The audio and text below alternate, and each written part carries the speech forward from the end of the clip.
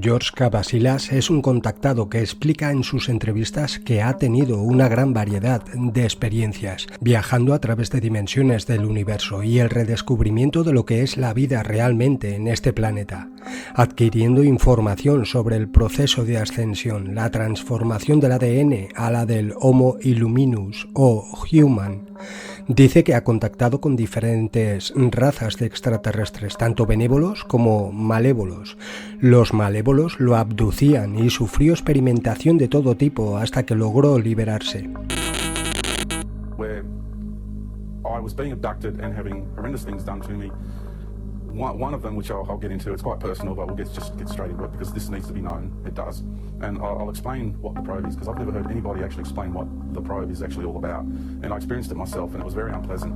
And I will say it is the most painful thing I've ever experienced. And I've experienced a lot. Probably not as close as childbirth, but I think it's the closest thing we'll ever get to experiencing the pain involved with childbirth, I'd imagine. But what it does is they plug into the base of the spinal cord and they milk the kundalini out of the person. I remember being there and I had, this is done by this particular race of greys, and they were holding my hands and they create this energy where your will, they take you through your will. So you actually are conforming to what they want you to do. And the way they do it is they make you feel like it's okay. This is all okay. We're here to help you. It's all going to be fine. And this is because I went into layers within myself whenever I was having these experiences. And so that's how they get you to conform through your will. And I remember holding their hands on either side of me. And when they turned this device on, I instantly crushed. I still remember the hands crushing as from the pain that I experienced. And I blanked out soon after that. But the pain was horrendous. And I've never experienced anything like that as far as pain levels go. And that's what that device is all about. I understand. Yeah. So at this time you're going through this experience, yeah. Right? I guess periodically as what?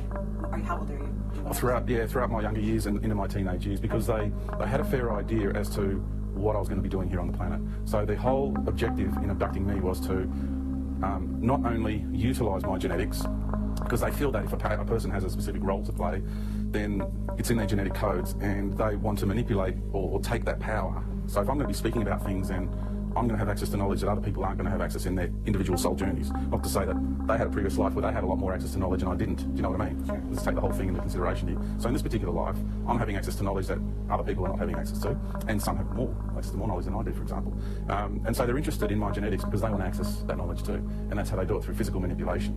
And that's one of the reasons. And the other reasons was to learn how to control me, to create substances, to create nanites, to create energetic patterns, etheric implants, everything possible that they could try on me to stop me from achieving what my intended outcome of this soul journey was to achieve. Okay. I have to say there is also another thing that they're doing, which is they're obviously feeding off of it. Yes, they are. Yeah, that's what they're using it for. They're feeding off it. Yeah. Okay. So at that point, you're going through this experience, and then could you describe how you got away from this? How you moved out of that? The way I got out of it was by actually acknowledging them and actually thanking them. I got to the point within myself where I was there in the ship, they were around me once more, and I just looked at them and said, it doesn't matter what you do to me, I will always love you. I said that to them, and I found that incredibly empowering, incredibly empowering. And it took me a long time to get there, a lot of deep contemplation.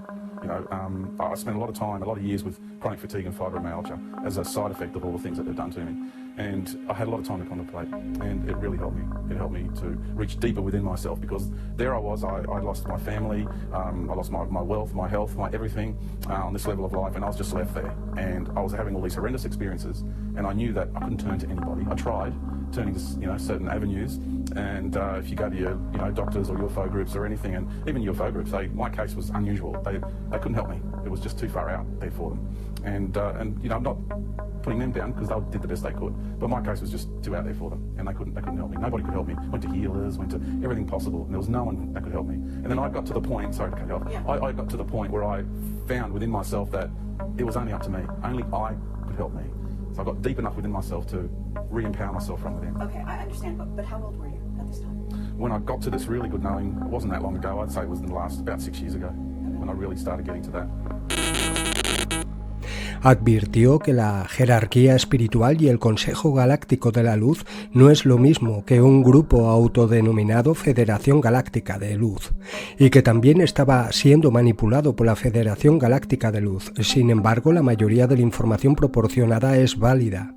too humble, you're creating a positive imbalance because it's all about balance now. We've got to rebalance the scales, and we've got to know how much of what energy to actually implement and express. And if you're going to be too humble and you're too withdrawn and your light is not shining. So what we've got to start doing now is we need to now pat ourselves on the back. It's time for acknowledgement, because through this process we're actually reclaiming our sovereignty. And there's this really interesting notion being propagated throughout the New Age movement especially, and has been throughout religion, that anybody claims anything is egotistical, is arrogant and all that. Well, the first thing I want to say is those ascended masters claiming that they have the righteous path, they're the arrogant ones, all right? I'll get up and say that, and I've said it to their face. I had Lord Sananders, manifest in my bedroom and try to shower me with love and light, and I told him to go and get lost because he's an imposter, right? Because a true Christ will never behave the way he's behaving, right? George Cavasila siempre ha visto el mundo con otros ojos, incluso desde una edad muy temprana. Se dio cuenta de que el universo está lleno de vida. Podía ver y sentir la vida que le rodea de una manera mucho más significativa que otras personas de su alrededor, que incluía las enseñanzas del llamado sistema educativo, las doctrinas religiosas y la sociedad en general, que representa un punto de vista muy diferente y limitado.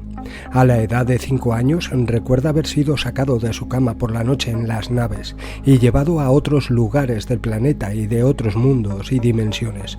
Sus interacciones con otros seres en diferentes niveles de la realidad se han ido produciendo a lo largo de toda su vida. Estas experiencias fueron con seres benévolos que George llama su gran familia, y otros malévolos que tienen la capacidad de aparecer en muchas formas. En un momento de la entrevista con Proyecto Camelot, George Cavasilas dice algo muy interesante, que se enfrentó a una entidad impostora que se hace pasar por Dios, por la fuente creadora de todo. Una entidad autodenominada Jehová, que habita en otra dimensión, el demiurgo de quien nos alertaron los antiguos gnósticos. And the God of religion, Jehovah, for example, he knows me well, he knows what I'm here to do, I'm here to expose him, he knows that. And he's an entity from the fourth dimension, and I'll categorically say that because I know where he resides. I know he's the head of a collective, a paradigm that has been manifested, and he has indoctrinated thousands of ET races into his paradigm. Given it's a big paradigm and he's one of the big boys out there, sure, probably the biggest, that's fine, good for him, but he's only a big fish in a small pond. At the end of the day, he's insecure, he's frightened, and he's deluded and wants to claim to be the creator of all things.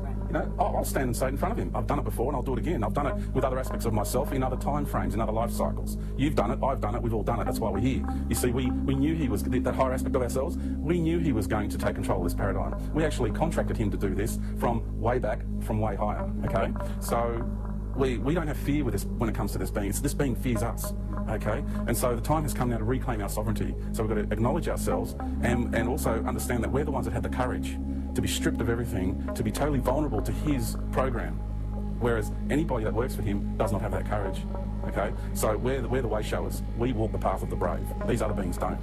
They can sit there all high and mighty with all their connectedness and all that, but at the end of the day, we're the ones that are the brave ones. E incluso habló del Anticristo que está manejando la Iglesia. Because it is literally a flesh and blood ritual. Because the modern day priesthoods are no different to the ancient priesthoods who used to do their blood sacrifice and rituals in the church. And so in the modern day priesthood, you have the flesh being the bread, you have the blood being the wine, and it's disguised really cleverly, it's become more sophisticated, but at the end of the day, it's a flesh and blood ritual. We don't need to perform a flesh and blood ritual to actually integrate with the Christ. We already have the Christ consciousness within. So why are people performing these flesh and blood rituals on a regular basis all around the world?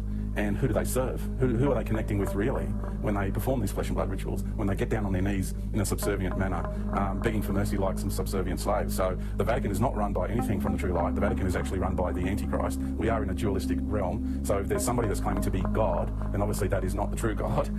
If there's going to be a being that's going to claim to be Christ, then obviously that's going to be the Antichrist. The Christ of the church is not the true Christ. In all of my travels, I've had a lot of interaction with Christ consciousness, with my Christ consciousness, with our, I look there because we all have it sitting here located in our beings, which is a fractal of the sun out there. And so when you had the sun being the expression of the masculine expression of the universe, walking this earth as came as Buddha, as Jesus, as Krishna, it is that same consciousness, whose identity has been stolen and hijacked, by the way, by many groups and occults and everything, and have also portrayed a more undesirable image. So when it's so clever, this plan. They have managed to drive a wedge between us and Mother Earth, between us and the sun, the consciousness that is this solar system, who are the two beings that are facilitating our very existence here, okay? And the way we incarnate too, how does our essence get here? To understand that flow, to understand that our essence is, and I've diverted a bit, but it'll come back to the crucifix and everything, but our essence comes in for the core of the galaxy, we merge with the consciousness that is this galaxy. If we're going to incarnate into a realm, we merge and we become one with the consciousness that is that realm. We need to calibrate our essence with the vibrational patterns of that realm, that reality, that paradigm. And so we actually have a part of us that's at the core of the galaxy with the consciousness of the Milky Way, which is an aspect of the Divine Mother, the Divine Feminine. And then our essence flowed down these rivers of life, like the spiral arms of the galaxy, and then our essence went into the core of the Sun. We became one with the core of the Sun. We still have a part.